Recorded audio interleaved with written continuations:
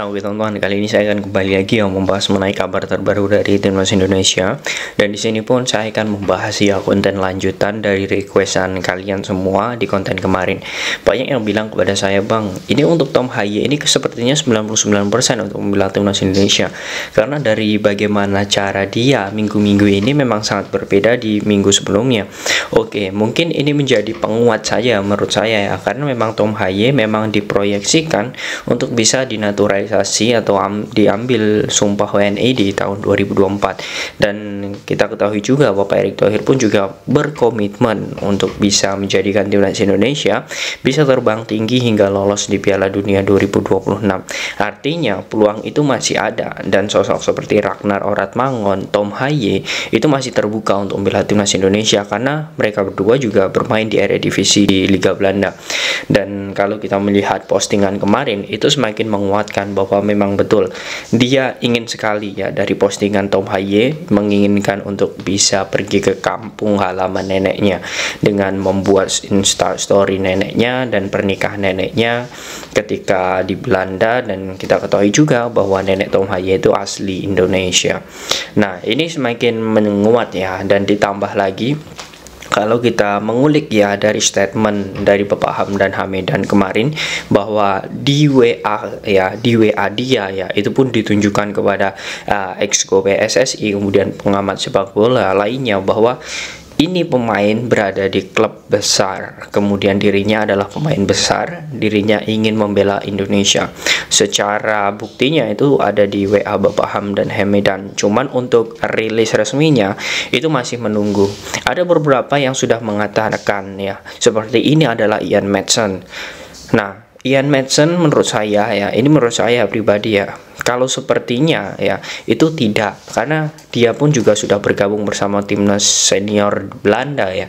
Bahkan Ian Maatsen pun juga sudah memiliki caps, artinya peluangnya untuk Ian Maatsen itu kemungkinan kecil sekali. Tetapi ya kalau kita melihat bagaimana kabar terbaru seperti sosok Emil Audero, ya ini bisa menjadi kemungkinan karena sebentar lagi ya, di Januari kalau tidak salah ya, Emil ini akan ke Indonesia. Entah itu dia liburan atau apa ya, dia pasti ke Indonesia karena sudah mencuat, dan kabar ini juga sudah diumumkan oleh sang agennya ya, bahwa dia akan ke Indonesia. Tetapi kita tidak ada yang tahu ya, apakah dia ke Indonesia ini akan mengurus proses naturalisasi atau dokumen, atau memang hanya sebatas liburan. Karena seperti ini, kalau melihat bagaimana gebrakan yang dilakukan oleh Erick Thohir ya, pemain kiper khususnya ya, itu ada dua, Maarten Paes dan juga sosok Emil Audero. Nah, kalau kita melihat peluang, kedua-duanya ini sangat bagus, apalagi sosok Emil Audero. Melihat PSSI sudah memposting Maarten Paes ya di postingan, tentu sosok Emil pun juga ini agak kepanasan kalau menurut saya, karena memang dia peluangnya untuk timnas Italia semakin kecil.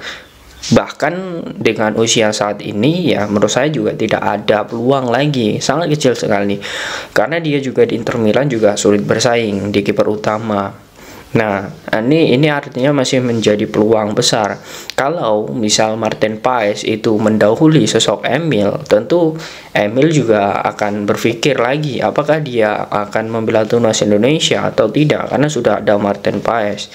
Nah, ini menjadi sangat seru menurut saya persaingan di lini kiper ini. Ditambah lagi Maarten Paes baru-baru ini juga mengomentari postingan dari sosok Shane Patinama. Dia memberikan aplaus bahwa di latihan TC Timnas itu sangat menarik. Sepertinya dia juga tambah penasaran dengan Timnas Indonesia.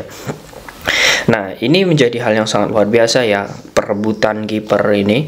Yang jelas Maarten Paes pun juga mengatakan ia sangat terbuka untuk ke Indonesia, untuk menjadi bagian Indonesia.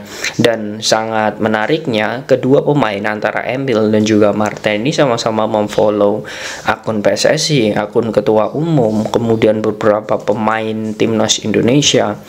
Nah, ini memang menjadi hal yang sangat kita tunggu ya, bagaimana gebrakan dari pemain-pemain keturunan ini. Dan kalau kita melihat bagaimana kabar terbaru ya mengenai pengambilan sumpah ya, saya sudah bahas di konten kemarin bahwa bahwa di tanggal 28 dan hari ini ya, itu sosok Jay Idas ini sudah terbang ya, akan terbang ke Indonesia. Ini pun juga dibagikan di Instastory-nya ya, bahwa dia sedang akan menuju ke sebuah perjalanan. Tentu kalau kita melihat tanggal 28 di jam 9 pagi, tentu dua pemain ya, Nathan dan juga Jay Idas ini akan segera diambil kewarganegaraan Indonesia atau disumpah WNI. Semakin kuat ya kalau kita melihat semua pemain dari gerak-gerik pemain minggu ini, itu menunjukkan bahwa semakin kuat untuk membela timnas Indonesia. Kita hanya tinggal menunggu momen saja sebenarnya. Oke, kita lupakan ya bagaimana persiapan di Piala Asia ini, bahwa ada beberapa hal yang memang membuat Jay dan juga Nathan itu memang tidak bisa bergabung. Kita kesampingkan dulu. Kita coba fokus untuk membahas mengenai prospek ke depan. Kalau kita membahas mengenai Martin Paes, Jay Idas, Nathan, ketika nanti dia sudah bergabung di kualifikasi Piala Dunia, tentu ada beberapa dasar yang memang itu harus diperbaiki. Salah satunya adalah chemistry, karena ketika bermain di Eropa kemudian beradaptasi di sepak bola Asia itu memerlukan proses. Maka dari itu, walaupun ini menurut saya pribadi, ketika di awal-awal, walaupun nanti mereka di laga pertama, kedua itu belum maksimal, saya yakin sosok Jay, Nathan, kemudian Ragnar ataupun Tom Haye itu bisa menyesuaikan ketika 4-5 kali pertandingan. Saya contohkan seperti sosok Shane Patinama di awal-awal laga ya, itu sangat sulit sekali sosok Shane ini berkembang. Bahkan ketika melawan Brunei ya, dia pun juga di awal-awalnya juga masih sulit berkembang, tetapi ketika tahu pola dan juga ritme yang diinginkan oleh pelatih dan juga bisa beradaptasi dengan para pemain, itu hasilnya sangat bagus. Hingga saat ini Shane menurut saya sangat konsisten bersama timnas.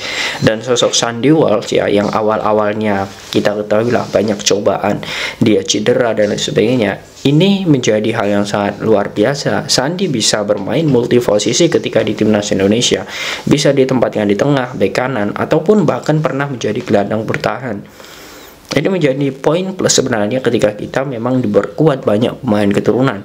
Apalagi kita sudah memiliki gelandang bertahan murni, gelandang serang murni seperti Tom Haye, kemudian Ivar Jenner bergabung, ditambah lagi sosok Marcelino bergabung, belum lagi nanti ada beberapa pemain seperti Ragnar yang bergabung. Ini semua akan semakin lengkap. Dan menurut saya terpatahkan ya, mengapa PSSI atau Shin Tae-yong ini mengambil pemain-pemain keturunan, hanya ingin menaikkan bagaimana nama Indonesia saja. Tetapi menurut saya bukan hanya menaikkan nama Indonesia saja di kancah internasional, tetapi ingin mengangkat prestasi dari timnas Indonesia. Itu poin pentingnya. Dan menurut saya semua itu hal biasa yang sudah dilakukan oleh negara-negara besar di Eropa ya, seperti Prancis, kemudian ada juga kemarin yang membuat kejutan seperti Maroko, dan Indonesia menurut Jay Idas pun bisa seperti Maroko. Dan kita akan menunggu ya bagaimana gebrakan yang dilakukan oleh PSSI ya. Tom Haye yang jelas, kemudian Martin Paes, ini menjadi gebrakan yang harus kita tunggu nantinya, ataupun sosok Emil Audero Mulyadi yang akan ke Indonesia.